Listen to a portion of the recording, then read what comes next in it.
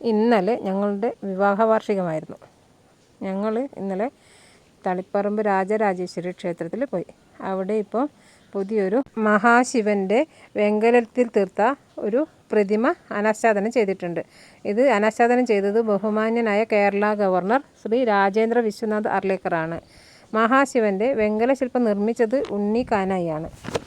ഇന്ത്യയിലെ തന്നെ ഏറ്റവും വലിയ വെങ്കല പ്രതിമയാണ് മഹാശിവൻ്റെ ഈ പ്രതിമ. അതുകൊണ്ട് ശിവൻ്റെ ഈ പ്രതിമ കാണാൻ ധാരാളം ആൾക്കാർ വരികയും ഫോട്ടോസ് എടുക്കുകയും ഒക്കെ ചെയ്യുന്നതിൻ്റെ തിരക്കാണിപ്പോൾ. 3-4 ദിവസമേ ആയിട്ടുള്ളൂ ഇത് അനാച്ഛാദനം ചെയ്തിട്ട്. വലിയൊരു ആൽമരത്തിൻ്റെ ചുവട്ടിൽ ശ്രീകോവിലിനോട് അഭിമുഖമായ രീതിയിലാണ് മഹാശിവൻ്റെ പ്രതിമ നിർമ്മിച്ചിരിക്കുന്നത്. ഞങ്ങൾ പോയ ദിവസം നല്ല തിരക്കുണ്ടായിരുന്നു. ശ്രീകോവിലിൻ്റെ അടുത്തേക്കൊക്കെ പോകുമ്പോഴും അവിടെയൊക്കെ ഭക്തജനങ്ങളുടെ തിരക്ക് നന്നായിട്ട് അനുഭവപ്പെട്ടിരുന്നു. വഴിപാടുകളൊക്കെ കഴിച്ചതിന് ശേഷം ഞങ്ങൾ അമ്പലം മൊത്തം ചുറ്റിക്കണ്ടു. നടയിലെത്തിയപ്പോഴത്തേനും പൂജയുടെ സമയമായതിനാൽ എല്ലാവരും പൂജ കഴിയുവാൻ വേണ്ടിയിട്ട് കാത്തിരിക്കുന്നുണ്ടായിരുന്നു. ഞങ്ങളും അവിടെ പൂജ കഴിയുന്നത് കാത്തിരുന്നു. മോൻ ആ സമയത്തെല്ലാം അമ്പലത്തിൻ്റെ ചുറ്റും നടന്ന് ഓരോന്നും കണ്ടുകൊണ്ടേയിരിക്കുകയായിരുന്നു. അമ്പലത്തിൽ അവിടെ അവിടെയായിട്ട് ചെറിയ ഉപപ്രതിഷ്ഠകളൊക്കെ ഉണ്ട്.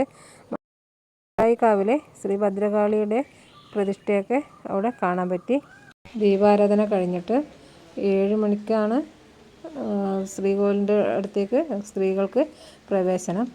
അതുവരെ പുരുഷന്മാർക്കൊക്കെ ഉള്ളിൽ കയറി തൊഴാൻ പറ്റും. അമ്പലത്തിനകത്തേക്ക് കയറുമ്പോൾ നമ്മൾ ബാഗോ മൊബൈൽ ഫോണുകളോ അങ്ങനെയുള്ളതൊന്നും കൊണ്ടുപോകാൻ പാടില്ല. അത് സൂക്ഷിക്കാൻ അവിടെ പ്രത്യേകം കൗണ്ടറുകളൊക്കെ ഉണ്ട്.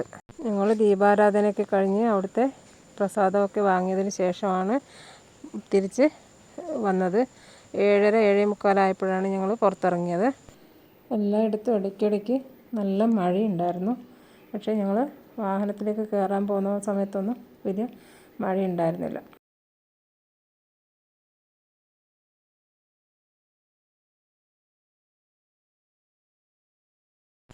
ഈ ക്ഷേത്രത്തിൻ്റെ കവാടത്തിന് മുന്നിലൂടെ റോഡാണ്. ആ റോഡിൽ തന്നെ 3 അമ്പലങ്ങളുടെ ബോർഡ് നമുക്ക് കാണാൻ സാധിക്കുന്നുണ്ട്. ഞങ്ങൾ രാത്രി 9:30 ആയി തിരിച്ച് വീട്ടിലെത്തുമ്പോൾ.